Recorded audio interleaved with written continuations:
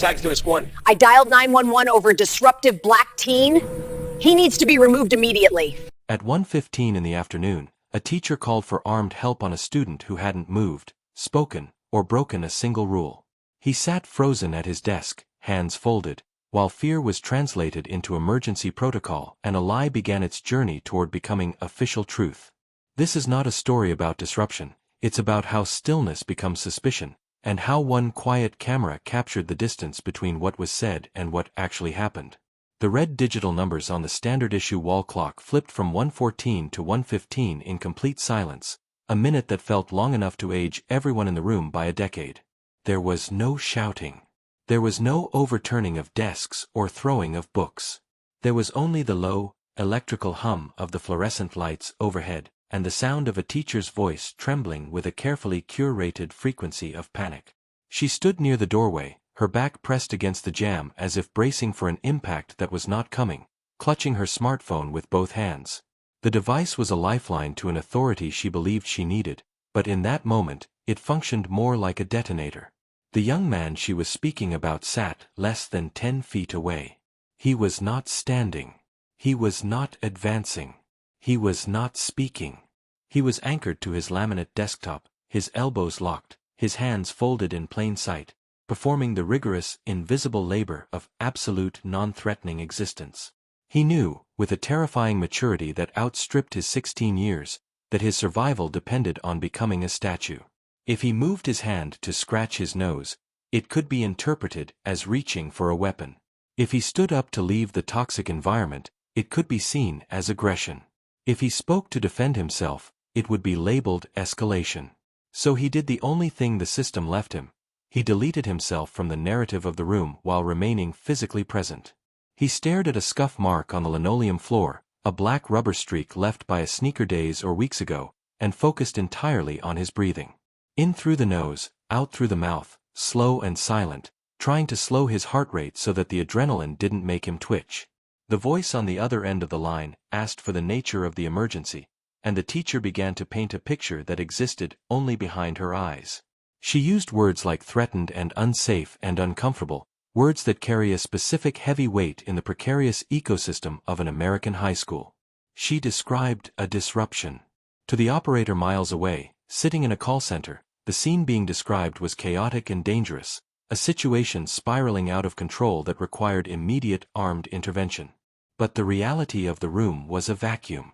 The other students sat frozen, their eyes darting between the woman by the door and the boy in the chair.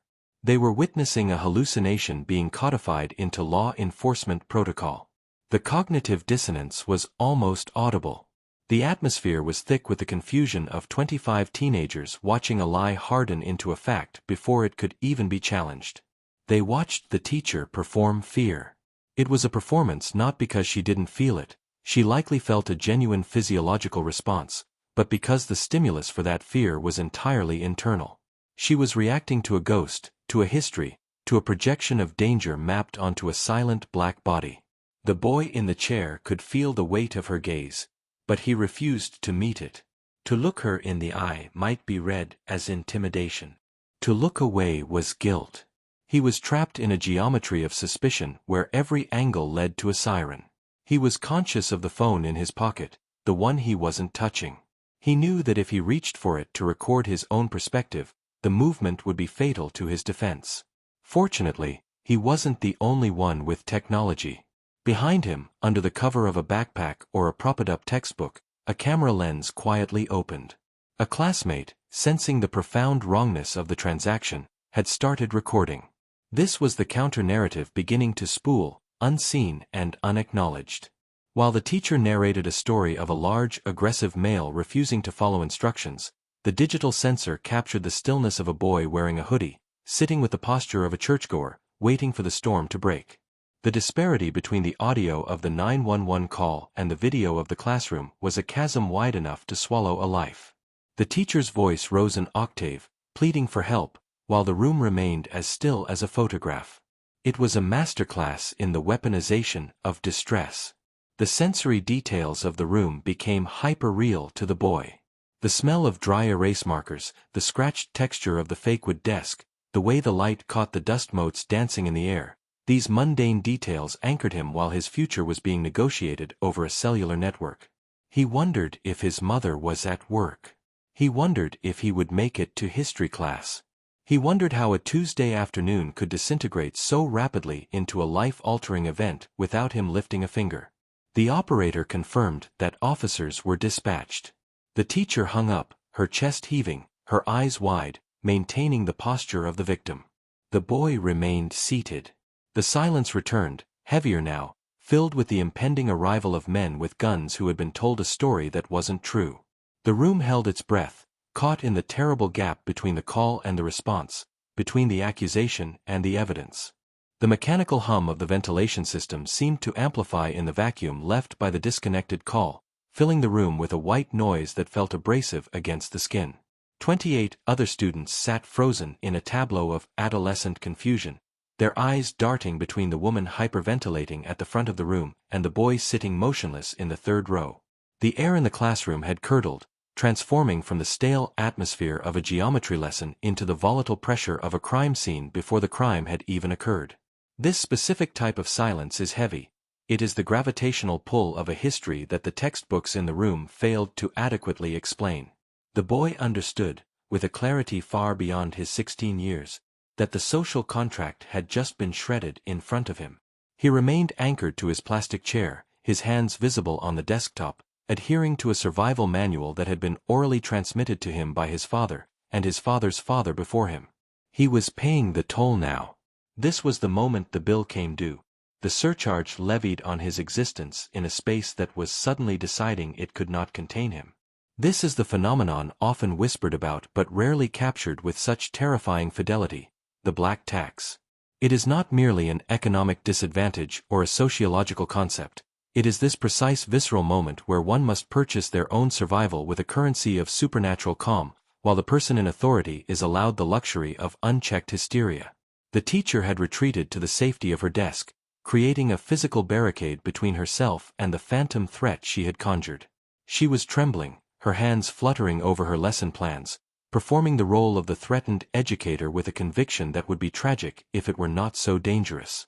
In her mind, the narrative was already written. She was the guardian of order, and he was the agent of chaos. It did not matter that he had not raised his voice. It did not matter that he had not stood up. In the warped architecture of her perception, his very stillness was a form of aggression, his silence a prelude to violence. She had projected a monster onto a child, and now she was terrified of the shadow she had cast. This is the insidious nature of the tension filling the room. It is not born of action, but of imagination. The danger was not in the boy's hands, but in the teacher's mind, a mind colonized by archetypes of fear that converted a bored teenager into an imminent threat requiring armed intervention. The students watching were receiving a real-time education in power dynamics, witnessing how easily fear can be weaponized to reshape reality, how a lie spoken with a trembling voice becomes the truth simply because of who is holding the phone.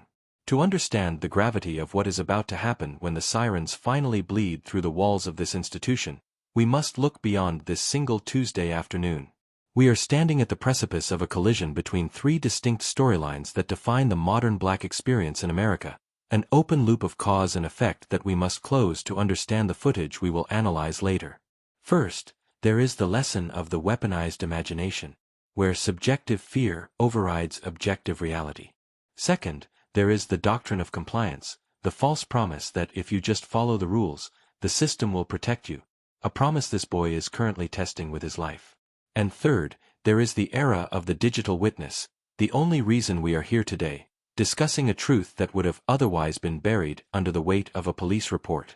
These are the three pillars we will explore, the invisible currents swirling around the boy's desk as he waits for the sound of heavy boots in the hallway. The tax is being collected in real time. He is exhausting his emotional reserves to remain stoic, knowing that any expression of frustration, any shift in posture, any grimace of teenage annoyance, will be retroactively used to justify whatever force is coming through that door. Outside the window, the world continued with an insulting normality. Cars passed, birds navigated the suburban updrafts, while inside, a universe was collapsing. The boy stared at the whiteboard, where unfinished equations stood as a testament to the life he was living just 5 minutes ago. He was calculating the variables of his immediate future. If the officers came in shouting, should he speak? If they grabbed him, should he go limp? He was doing the calculus of survival while his teacher sobbed softly, garnering the silent sympathy of the system. This is the cruelest part of the tax. The victim must comfort the aggressor by making themselves smaller, by erasing their own humanity to reduce the threat level. He had to be less than a boy so she could feel like a victim. The tension in the room was a wire pulled so tight it hummed, vibrating with the unspoken knowledge that the truth no longer mattered. Only the performance mattered now. The script had been activated, and everyone knew their lines, except, perhaps, the camera lens quietly observing from the corner, the unblinking eye that refuses to pay the tax, the only thing in the room capable of seeing the boy not as a threat, but as he was, a child waiting for the adults to stop panicking. The industrial heating unit beneath the window rattled with a rhythmic, metallic cough, the only sound daring to compete with the terrifying stillness that had descended upon the classroom. Sunlight filtered through the dusty blinds, slicing the room into bars of gold and shadow, illuminating floating dust motes that danced indifferently around a drama that felt ancient and inevitable. The call had ended, the receiver placed back in its cradle with a trembling hand, but the signal was already racing through fiber optic cables, translating a subjective panic into an objective emergency response. In the center of this vacuum sat the boy, anchored to his laminate desktop not by defiance, but by a paralyzing necessity. This is the manifestation of the defense of excellence, a survival strategy deeply ingrained in the psyche of black children before they can even spell the word justice. It is the belief, often desperate and sometimes futile, that if one is sufficiently perfect, sufficiently calm, and sufficiently excellent in their conduct, they can repel the arrows of systemic bias. The boy was enacting this defense with the precision of a surgeon. He understood, with a maturity that far outstripped his biological age, that his body had been designated a weapon. To move his hand to scratch his nose was to brandish a firearm. To shift his weight in the uncomfortable plastic chair was to lunge.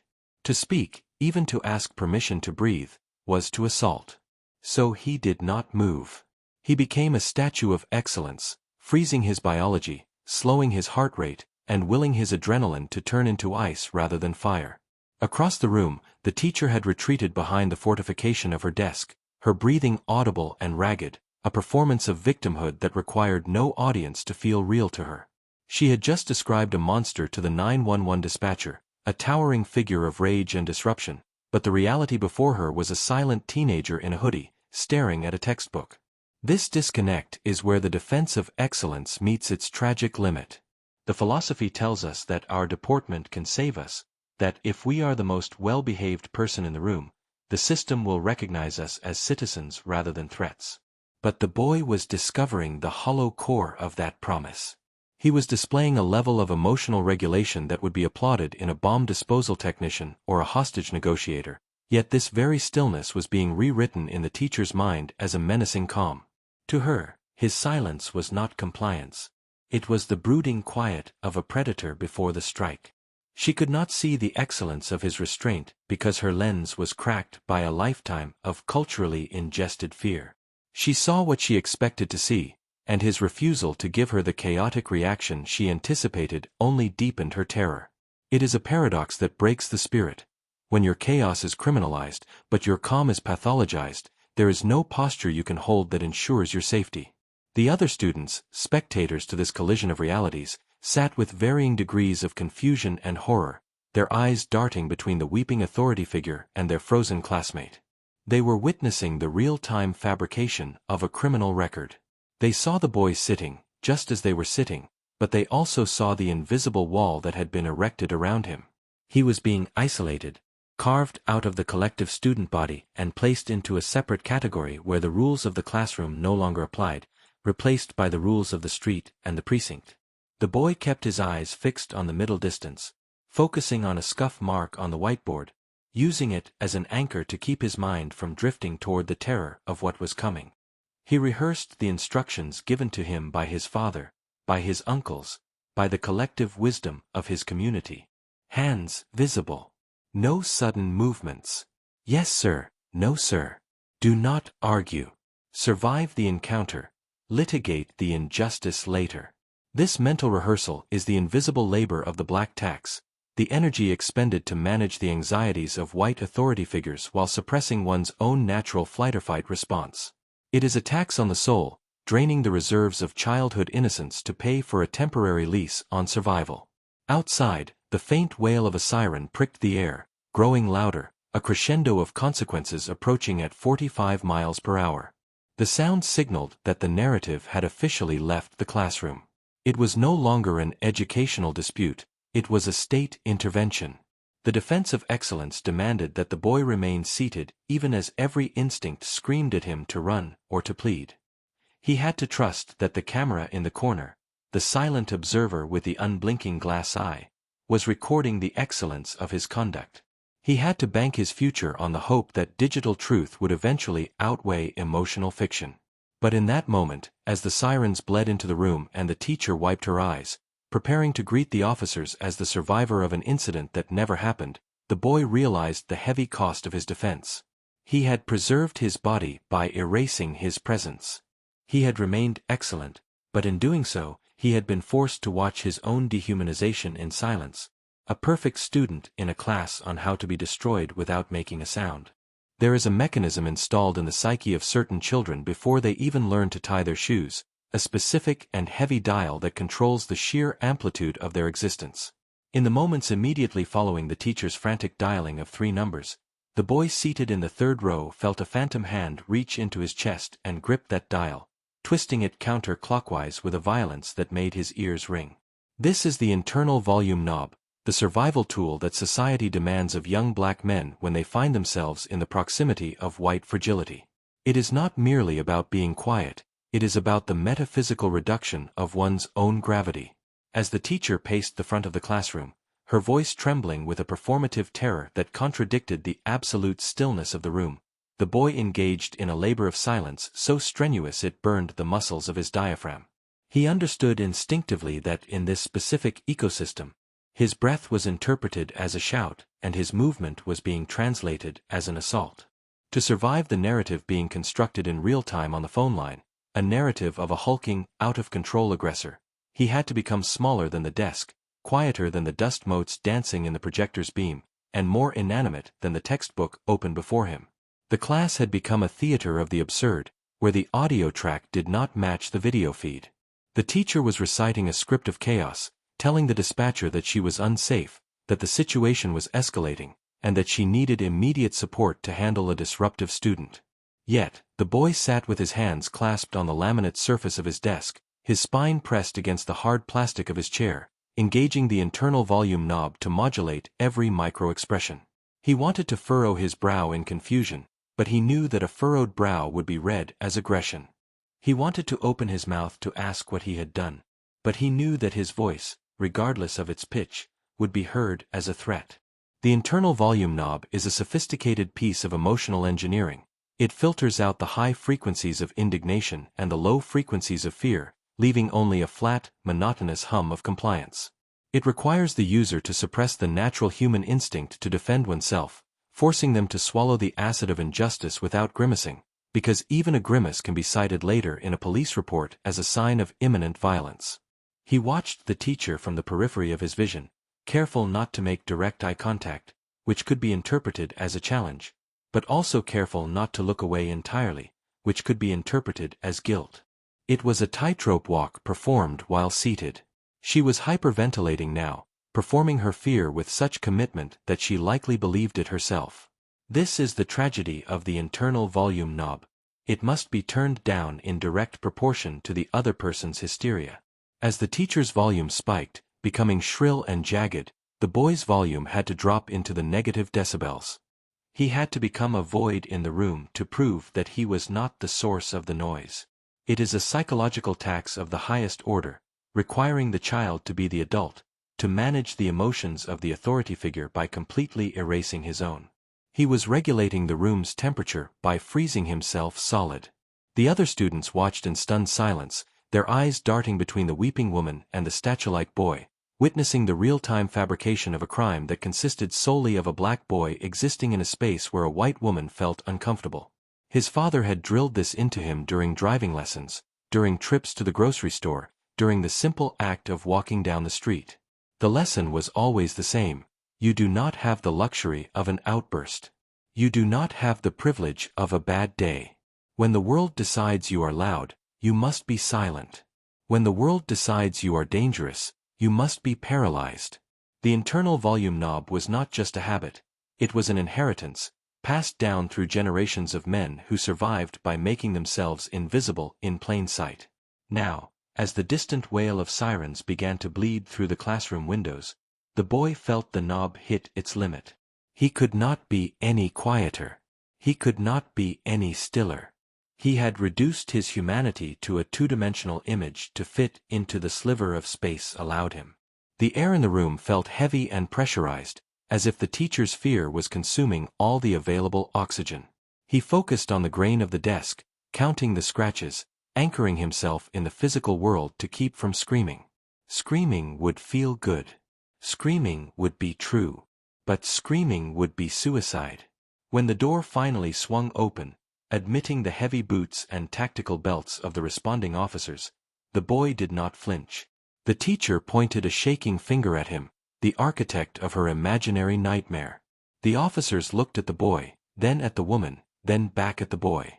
They expected a monster. They found a mural of discipline. But the danger was not over. The presence of firearms meant the internal volume knob had to be locked in place. He could not sigh in relief. He could not unclasp his hands. He had to wait for the officers to reconcile the frantic 911 call with the serene reality before them. He was exhausted, drained by the effort of holding back the ocean of his own personality. The camera continued to record, indifferent and objective, capturing the precise moment when the boy realized that no matter how low he turned the volume, the world would always play its own soundtrack over his life. The fluorescent hum of the classroom ceiling lights seemed to drop in pitch, vibrating against the base of his skull until it sounded exactly like the cicadas that used to sing outside his grandfather's screen door in late July. Time in the classroom had become elastic, stretching thin as the officers conversed in low tones with the weeping teacher. But in his mind, the boy was no longer sitting at a laminate desk in a suburban high school. He had been transported back to a humid evening 3 years prior, seated on a wooden porch swing that groaned rhythmically under the weight of history. This was the moment the counter-story reveals its architecture. To the casual observer or the responding officers, the boy's silence appeared to be a natural state, perhaps even a sign of shock or sullen compliance. But it was neither. It was a trained behavior, a high-level athletic performance of the spirit that had been drilled into him by a master strategist. The stillness he displayed in the face of the teacher's hysteria was not an absence of emotion but a deliberate containment of it, an inheritance passed down like a pocket watch or a family Bible, specifically designed for this exact coordinate in time and space. His grandfather did not call it submission. He called it the art of the statue. He would sit the boy down on that porch, the air thick with the scent of pine needles and damp earth, and explain the physics of perception in a society that viewed black masculinity through a distorted lens. He told the boy that when he walked out the front door, he ceased to be a child and became a projector screen for other people's anxieties. The lesson was never about fear. It was about geometry. The grandfather explained that sudden movements created jagged angles, and jagged angles looked like threats to people who were already expecting a fight. To survive, the boy had to learn to be a circle, to be smooth edges and slow transitions. He taught him how to sit with his hands visible, not in a way that pleaded for mercy, but in a way that offered no visual data that could be misinterpreted as a weapon. This was not the trembling obedience of the weak. It was the disciplined rigidness of the sentinel. In that classroom, while the teacher unraveled, gasping for air and clutching her chest as if she were the victim of an assault that never happened, the boy was executing his grandfather's curriculum with flawless precision. It is a profound irony of the black experience that the child is often required to be the emotional anchor in a room full of panicked adults. The camera recording the incident captured this inversion perfectly. The teacher, an adult woman charged with the stewardship of young minds, had surrendered entirely to her internal chaos.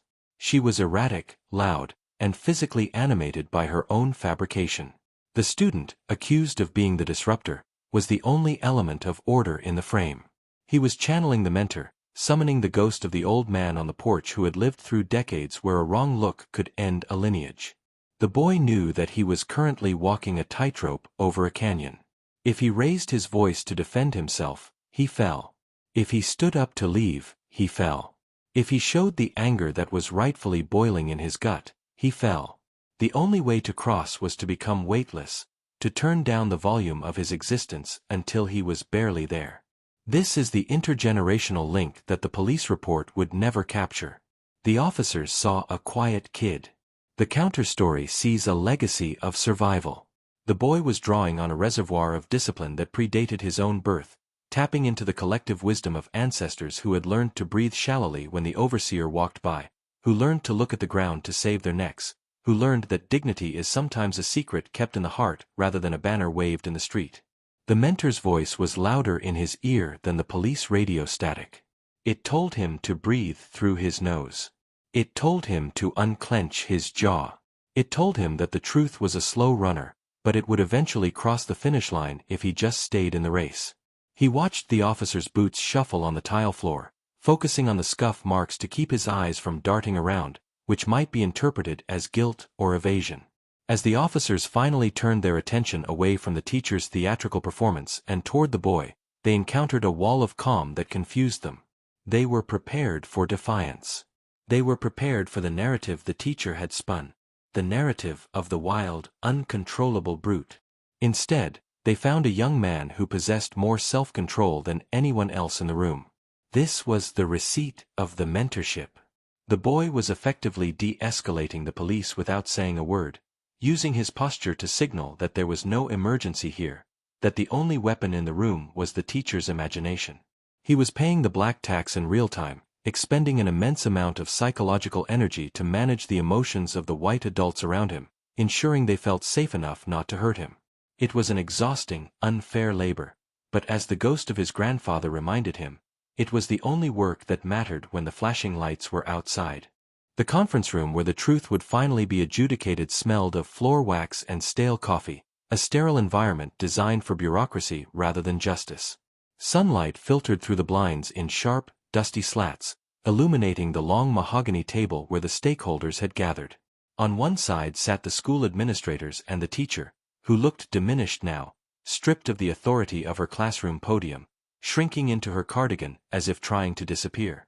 On the other side sat the boy and his parents, their spines stiff, their hands folded on the table with a precision that suggested they had rehearsed this moment of composure 1,000 times. The air in the room was heavy, pressurized by the opposing narratives that were about to collide. For days, the official story had been hardening like concrete around the boy's reputation. The police report, transcribed from the frantic cadence of the 911 call, described a scene of imminent danger and chaotic insubordination. The words used in the official log were heavy, loaded weaponized adjectives like belligerent, threatening, and aggressive. These words had already begun to travel through the community, painting a portrait of a predator in training, a stereotype that had existed in the cultural imagination long before this specific boy was even born. But today, the room was silent because they were about to introduce a new element into the chemistry of the accusation. They were about to produce the receipts. The lawyer for the family placed a laptop on the center of the table and turned the screen so it faced the administrators. He did not speak. He simply pressed the spacebar. The video file opened. It was footage captured not by a security camera, but by a classmate's cell phone, shaken and grainy, yet devastatingly clear in its content. The audio from the 911 call was played simultaneously for context, a jarring counterpoint to the visual reality unfolding on the screen. Through the speakers came the teacher's voice, high-pitched and trembling, claiming that she was in danger, that she had lost control of the classroom, that a student was refusing to adhere to the social contract of the school. Her voice painted a picture of a riot. But the eyes saw something entirely different. The screen showed a classroom that was almost unervingly still. In the center of the frame sat the boy. He was not throwing chairs. He was not shouting. He was not pacing the aisles with clenched fists. He was sitting at his desk, his backpack looped over one shoulder, his hands visible and empty. He was an island of unnatural calm in a sea of manufactured panic. As the video played, the cognitive dissonance in the room became palpable, a physical weight pressing down on the chest of every adult present. The viewers were forced to reconcile the terrified voice of the accuser with the bored, silent posture of the accused. The camera zoomed in slightly, capturing the boy's expression. It was not a look of defiance, but one of profound exhaustion. He looked like someone waiting for a bus in the rain, not someone initiating a confrontation with law enforcement. This was the receipt. This digital artifact was the undeniable proof of the transaction that had actually occurred. The teacher had traded her internal bias for a public emergency response, purchasing the intervention of armed officers with a currency of fabricated fear. The boy, conversely, had paid for his safety with a display of passive resistance so disciplined it would have made a monk envious. The silence on the video was louder than any shout could have been. It screamed of innocence. It screamed of a maturity that far outstripped the adult who had dialed those 3 numbers. The video revealed that the violence in the room was not physical, it was interpretive. The violence was in the act of looking at a seated child and seeing a monster. The climax of the footage occurred when the police actually arrived in the video. The door swung open, and the officers entered with hands hovering near their belts, expecting the combatant described on the dispatch radio. The camera captured the exact microsecond where the officers scanned the room, looking for the threat, and found only a teenager waiting to be told what to do. The tension in the officers' shoulders dropped. The visual receipt had been printed, and the total cost was 0 danger. In the conference room, the video ended, the screen fading to black, leaving the reflection of the stunned administrators in the glass. The silence that followed was different from the silence at the beginning of the meeting. It was no longer the silence of anticipation. It was the silence of shame. The narrative of the dangerous brute had been dismantled, not by a brilliant legal argument, but by the simple, unadorned reality of a boy sitting in a chair. This was the moral victory. It was not a celebration with confetti and applause. It was a quiet, somber realization that without this rectangle of evidence, the lie would have become the history.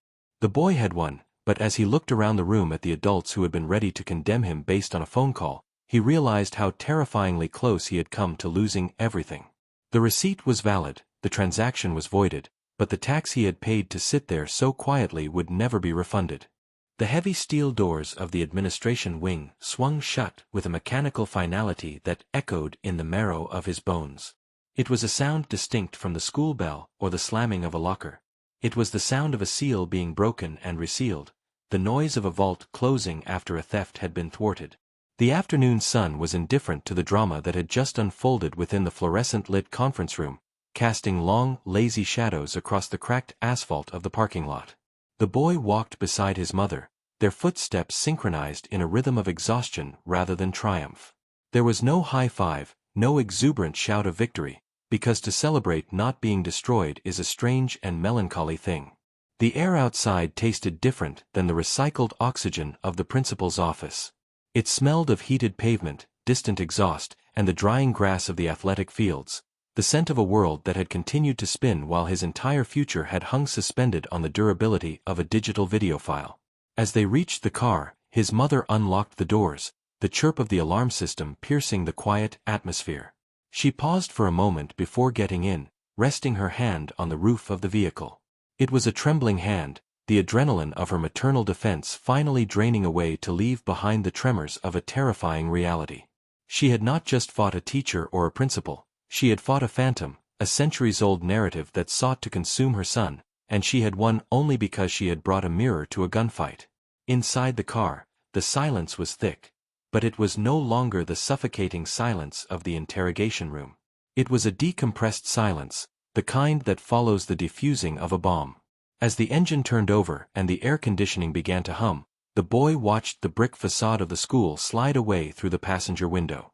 That building, once a place of learning and social navigation, had transformed into a landscape of potential hazards. He realized then that the lesson he learned that day was not in the curriculum. It was not about calculus or history or literature. The true lesson was about the architecture of perception. He had learned that his physical presence, his very biology, was a variable that could distort the reality of those around him. To the teacher, his silence had been aggression, his stillness had been a threat, his existence had been a provocation. The video on the phone had not changed who he was, but it had forced the world to look at him through a lens that stripped away the mythology of the dangerous black male. It was a technological intervention in a psychological crisis. He looked down at his own hands, resting on his knees. They were the same hands that had been on the desk. They were the same hands that had refused to tremble when the police arrived. They were just hands, yet they carried the weight of a weapon in the imagination of a fearful observer. This was the final pillar of the counter-story, the realization that the tax is permanent. The receipts had been shown, the transaction voided, but the overhead cost of existing in that space remained. He understood now that he would have to move through the world with the precision of a diplomat in hostile territory. He would have to curate his movements, modulate his volume, and perhaps, tragically, keep a record of his own innocence. The camera was no longer just a gadget, it was a shield, a necessary appendage for survival in a society where his word would always be audited. The victory in that office was that he got to go home. He got to sit in this car, watching the suburban trees blur past, rather than sitting in the back of a squad car or a detention center. But the victory was haunted by the ghost of what could have happened. If the battery had died. If the angle had been obscured. If the file had corrupted. The margin between his freedom and his destruction had been measured in pixels and megabytes. As they turned onto their street, the familiar sights of home felt strange, as if he were returning from a long and distant war. The neighbors were mowing lawns, kids were riding bicycles. They were oblivious to the fact that a few miles away, a lie had almost hardened into a criminal record. The boy looked at his mother, her jaw set, her eyes focused on the road but seeing something much further away. She was the general who had secured the perimeter, but they both knew the peace treaty was fragile. The final lesson was not one of bitterness, but of sobriety. He had lost the luxury of naivety. He could no longer assume that the truth was self-evident. The truth, he found, was a construction project that required maintenance, evidence, and vigilant defense. He would return to school, he would excel, and he would graduate, but he would do so with the eyes of a surveyor, constantly mapping the terrain for traps. The counter-story was complete, not with a happily ever after, but with a to be continued. He had survived the prologue of his adulthood.